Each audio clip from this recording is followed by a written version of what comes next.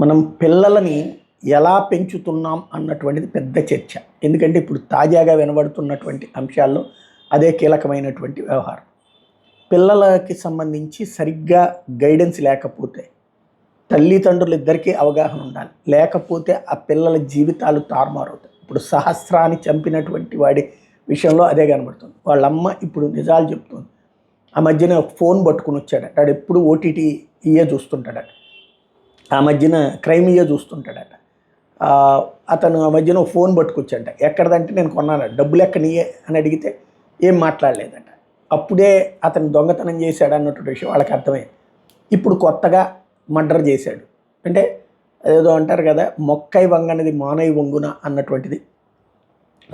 ఇది జామకాయల దొంగని పట్టించుకోకపోతే చివరికి రాజాస్థానంలో ద్రోహిగా మిగులుతాడు అన్నటువంటి కథ కూడా ఉంది కదా. ఆ టైప్లో తయారైనటువంటి సిచ్యుయేషన్. ఓవరాల్గా చూసుకుంటే అతిపెద్దదైనటువంటి కథ మారుతున్నటువంటి సిచ్యుయేషను. ఇప్పుడు అమ్మాయి తల్లిదండ్రులు పాపం వాళ్ళిద్దరినీ దొంగలు చేశారు, వాళ్ళే చంపేశారేమో అన్నటువంటి దాంతో వాళ్ళు పోలీస్ స్టేషన్ దగ్గర బంధువులతో కలిసి ధర్నా చేసి వాడిని మాకు వదిలేయండి అంటున్నారు. మైనరు వాడిని ఏముంది, అదే పిల్లల జైలు కాకుండా దాన్ని ఏమంటారంటే మార్చే కార్యక్రమం అంటారు.